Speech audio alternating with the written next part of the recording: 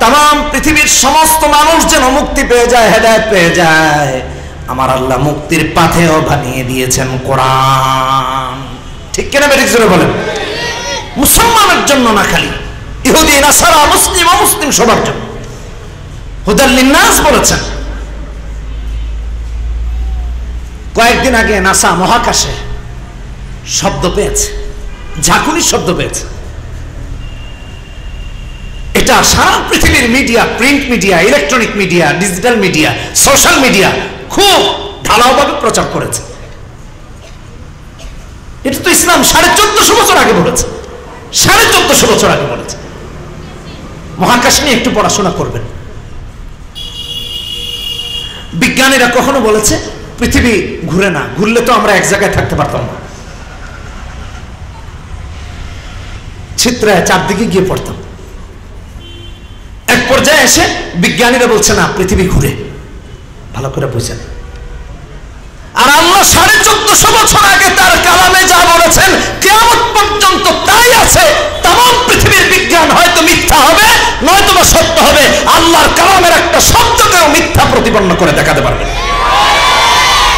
হুদাল লিন্নাস, গোটা বিশ্ববাসীর মুক্তির জন্য আমার আল্লাহ কোরআন পাঠিয়েছেন। ওয়াবাইয়িনাতিন মিনাল হুদা ওয়াল ফুরকান। এজন্য কোরআন পড়ি, কোরআন বুঝি, কোরআন অনুযায়ী আমল করি। এই কোরআন আমাদের সন্তানরা পড়ে না, শুধু পড়ে না তা না, কোথাও যদি পড়া হয় উল্টো বাধা দেয়। কথা বলেন ঠিক কেনা বেঠিক? বাধা দেয় না? এখনো 1 বছর হয়নি, আপনারা গুগলে সার্চ দেন। গত রমাদানে ঢাকা বিশ্ববিদ্যালয়ে কোরআনে কারীমের তেলাওয়াতের আয়োজন করা হয়েছে। কারি সাহেবকে রক্তাক্ত করা হয়েছে, আক্রমণ করা হয়েছে, তিলাওয়াতের আয়োজনকে পণ্ড করে দেওয়া হয়েছে। কারা করছে? ফেরেশতারা। কথা বলেন না, কেন করা হয়েছে? কোথায় আছি একটু দেখেন। দু একটা দুঃখ বলি। গত মে মাসে ইংল্যান্ডে গিয়েছি, লন্ডনে। তো লন্ডনের এক বাসায় এক বড় ভাই, দেখলাম তার বাসায় চারদিকে সাউন্ড সিস্টেম, এগুলো না মানে এটা বোঝাচ্ছে আর কি, লাগিয়েছেন তিনি। আমাদের দেশে তো এগুলো লাগায় গান শোনার জন্য। কথা বলেন ঠিক কিনা বেঠিক? কয়েকদিন আগে ওই যে আমাদের গাড়ি, এটা না, ওই যে আরেকটা গাড়ি আছে ওটা, ওখানে একটা ফগ লাইট লাগাতে গিয়েছিলাম। এই যে মহাখালী আপনাদের ওখানে আছে না, রাস্তার ওই পারে? কথা বলেন না কেন? ওই যে মোড় পার হয়ে ওখানে তো ডেকোরেশনের দোকান। তো দেখলাম একজন তার গাড়িতে সাউন্ড সিস্টেম করার জন্য 6 লাখ বা 7 লাখ টাকা দিয়ে বক্স টক্স এনেছে। এগুলো এনেছে, গাড়ির পেছনে লাগিয়ে গাড়ি চালাবে আর গানের আওয়াজে মাতোয়ারা হয়ে যাবে, পৃথিবীতে থাকবে না। গাড়ি থাকবে জমিনে, সে থাকবে 7 আসমানের উপরে। এই অবস্থা আর কি ভাবখানা। তো আমাদের দেশে এগুলো হয়। আমার এই আইডিয়া ছিল না যে বাসা বাড়িতে এটা হয়। আমার ওই ভাই প্র্যাকটিসিং মুসলিম, ভালো করে শুনেন। উনি একসময় মিউজিশিয়ান ছিলেন, মিউজিক করতেন, গান গাইতেন লন্ডনের মতো জায়গায়। আল্লাহ তাকে হেদায়েত দিয়েছেন। 2টা ছেলে 2টা মেয়ে আছে। এখন ইসলামকে প্র্যাকটিস করেন, ছেলে মেয়েদেরকে দিন শেখান, কোরআন মুখস্থ করান। সুবহানাল্লাহ করবেন।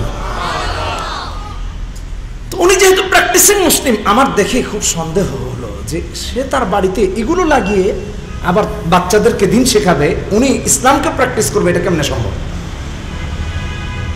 তো আমি খুব ভাবতেছি এটা তাকে জিজ্ঞেস করবো। তো এক পর্যায়ে খুব শ্রদ্ধার সাথে, বিনয়ের সাথে জিজ্ঞেস করলাম, ভাই এগুলো কেন লাগিয়েছেন?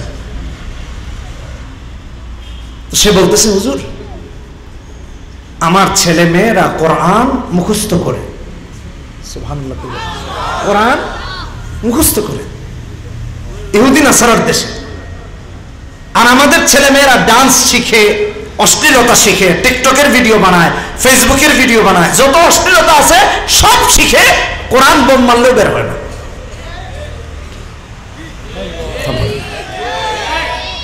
আমাদের বাচ্চাদের অবস্থা। তো উনি আমাকে বলল, রাতের বেলা যখন বাচ্চাদেরকে বিছানায় আর্লি পাঠিয়ে দিই, সারা বাসায় কোরআনে কারিমের তেলাওয়াত গুলো ছেড়ে দেই, ওই অংশ থেকে যেই অংশগুলো ওরা মুখস্থ করেছে, যাতে করে ঘুমানোর আগে কোরআন শুনতে পারে, প্র্যাকটিস করতে পারে, তারপরে ঘুমায় যায়, আমরা বন্ধ করে দিই। আমাদের দেশের অবস্থা, ইহুদি নাসারার দেশে কোরআনে কারিমের তেলাওয়াত হলে অসুবিধা হয় না, ওরা উদ্বুদ্ধ করে মানুষকে। আর আমাদের দেশে কোরআনে কারিমের তেলাওয়াতের আয়োজন করেছিল গত রমাদানে, ঢাকা ইউনিভার্সিটির স্টুডেন্টসরা হামলা করা হয়েছে। কয়েকজন স্টুডেন্টস বলল, হুজুর শুধু তাই না, আমাদের নাম, আমাদের সমস্ত ঠিকানা নিয়ে আমাদেরকে তালাশ করছে। চিন্তা করছেন? আমার বাসা ঢাকা বিশ্ববিদ্যালয়ের কাছে। আমি আপনাদেরকে বলি, আমি আমার নিজের চোখে দেখেছি, দেখি, আজকেও দেখে আসছি, মানে এই চিত্র দেখে আসছি আর কি, বিশ্ববিদ্যালয়ের অবস্থা। আমি দায়িত্ব নিয়ে বলতেছি, হলে হলে কনসার্ট হয়, অসুবিধা হয় না, ডিজে পার্টি হয়, অসুবিধা হয় না, টিএসসির মোড়ে গানের আয়োজন হয়, অসুবিধা হয় না, কনসার্ট হয়, অসুবিধা হয় না, বিশ্বকাপ খেলা হলে বিশাল প্রজেক্টর লাগিয়ে সারা রাত খেলা দেখা হয়, অসুবিধা হয় না। অথচ কোরআনে কারিমের তিলাওয়াত হলে অসুবিধা হয়, কি কারণে? এক কথা বলি নাই, এটাও বলে নেই, হলে হলে পূজাও হয়, খুব ঢাকঢোল করে পূজাও হয়, অসুবিধা নেই। আমাদের দেশের হিন্দু ভাইরা তাদের ধর্ম পালন করে পূজা করবে, তাতে কোনো অসুবিধা নাই। আমার জিজ্ঞাসা, কোরআন তেলাওয়াতে অসুবিধা কেন? কোরআন তেলাওয়াতে অসুবিধা কেন?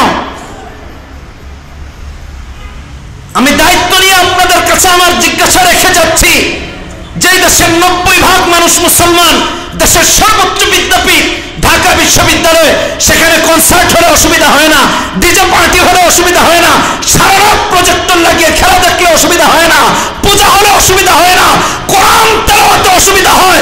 অথচ বিশ্ববিদ্যালয়ের ডিপার্টমেন্ট রয়েছে ইসলামিক স্টাডিজের, হাদিসের, কোরআনের, তারপরেও একটা দেশের 90% মানুষ মুসলমান হওয়ার পরে, দেশের সর্বোচ্চ বিদ্যাপীঠের 90% শিক্ষার্থী মুসলমান হওয়ার পরে যে বিশ্ববিদ্যালয়ে কোরআন তেলাওয়াতের আয়োজন করা হয় না, ওই বিশ্ববিদ্যালয়ের মাথার উপরে যে সমস্ত নাস্তিকরা বসেছে, এদেরকে অপসারণ করতেই হবে, করতেই হবে, করতেই হবে। সব কিছু করা যায়, কোরআন তেলাওয়াতে অসুবিধা কেন? উলঙ্গ হয়ে চললেও অসুবিধা হয় না, কথা বলেন না কেন?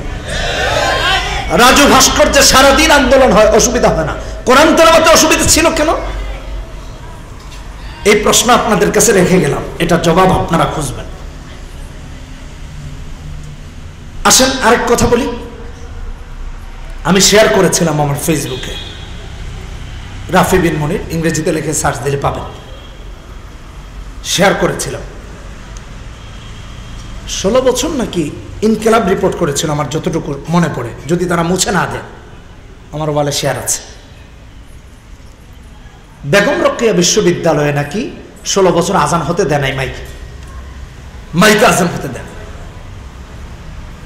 অথচ হোয়াইট চাপর ইসলামন মসজিদ আফতাব আলী পার্কের সাথে জুড়ে আজান হচ্ছে, মনে হচ্ছে আপনি মুসলিম কোন দেশে আছেন। ইহুদি নাসারার দেশে আজান দেওয়ার পারমিশন পায়, আর আমাদের দেশে মুসলমান হয়া শাসকরা মুনাফিক হওয়ার কারণে আজান বন্ধ করে, মাইকে আজানের অসুবিধা। আল্লাহ আমাদেরকে বোঝার তৌফিক দান করুন। হুদাল লিন্নাস, কোরআন দিয়েছেন আল্লাহ মানবতার মুক্তির জন্য, কথা বলেন ঠিক কিনা বেঠিক? কারণ হলো কোরআন আলো। এই যে দেখেন এখানে আপনারা বসেছেন, এই লাইটগুলো না থাকলে এখানে আমরা একে অপরকে দেখতে পারতাম? কথা বুঝে বলতে হবে, দেখতে পারতাম? আলো থাকার কারণে দেখতে পাচ্ছি। ঠিক তেমনি ভাবে কোরআন এবং সুন্নাহ হলো আলো, কোরআন এবং সুন্নাহ হলো আলো। সূরা ইব্রাহিমে প্রথম আয়াতে আমার আল্লাহ তাই বলেছেন, কিতাবুন আনজালনাহু ইলাইকা লিতুখরিজান নাসা মিনাজ যুলুমাতি ইলান নূর। মুহাম্মদ সাল্লাল্লাহু আলাইহি ওয়াসাল্লামকে দিয়ে কোরআন আল্লাহ পাঠিয়েছেন যাতে করে অন্ধকারে থাকা উম্মাহকে আলোর পথ দেখায় দেন। সুবহানাল্লাহ। বন্ধুগণ আমার, রাস্তা যদি ভাঙা হয়, গাড়িতে যদি আলো না থাকে, অ্যাক্সিডেন্ট হয়ে যায় সম্ভাবনা থাকে, পথিক যদি হাঁটে পড়ে যাওয়ার সম্ভাবনা থাকে, গোবরে পাড়া দিয়ে পিচ্ছিল পথে বিপদগ্রস্ত হওয়ার সম্ভাবনা থাকে। আলো যদি না থাকে, মোটরসাইকেল অ্যাক্সিডেন্ট করবে, গাড়ি অ্যাক্সিডেন্ট করবে। আবার যদি আলো থাকে, আলো দিয়ে দেখে দেখে নিরাপদে গন্তব্যে পৌঁছে যাবে। ঠিক কিনা বেঠিক জোরে বলেন। আমার বন্ধুগণ, কোরআন আর সুন্নাহ হলো আলো। পৃথিবীকে আল্লাহ বানিয়েছেন, চাঁদকে বানিয়ে দিয়েছেন রাতে আলো দেওয়ার জন্য, দিনে আলো দেওয়ার জন্য বানিয়েছেন সূর্য। জোরে কোন ঠিক কিনা বেঠিক? চাঁদ সূর্য আলোকিত করে রাত আর দিনকে। আর আপনার আমার জিন্দগিকে, দুনিয়াকে এবং আখিরাতকে আলোকিত করে হলো কোরআন আর সুন্নাহ। এজন্য আমার আল্লাহ বলেন, কিতাবুন আনজালনাহু ইলাইক লিতুখরিজান নাসা মিনাজ যুলুমাতি ইলান নূর।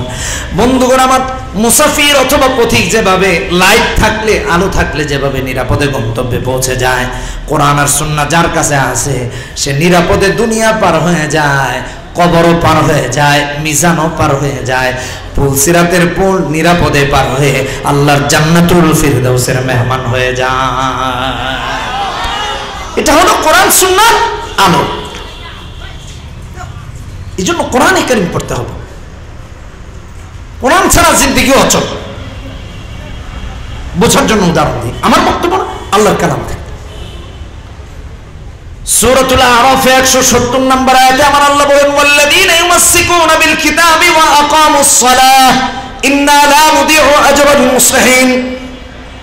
আল্লাহর কিতাবকে যারা আঁকড়ে ধরে, সালাত কায়েম করে, তারা মুসলিহিন। আর তাদের আমল আমার আল্লাহ নষ্ট করেন না। সালাত আদায় করে সালাতটা রবের আরশে জমা হয়ে যায়। কথা কোন ঠিক কিনা বেঠি? যাকাত দিয়ে জমা হয়ে যায়, হজ করে জমা হয়ে যায়। আমার ভাইয়েরা, যারা মুসলিহিন না, 60 বছর 70 বছর যদি ইবাদত করে, এক রাকাত নামাজও রবের দরবারে কবুল হয় না। কারণ মুসলিহিন না তো।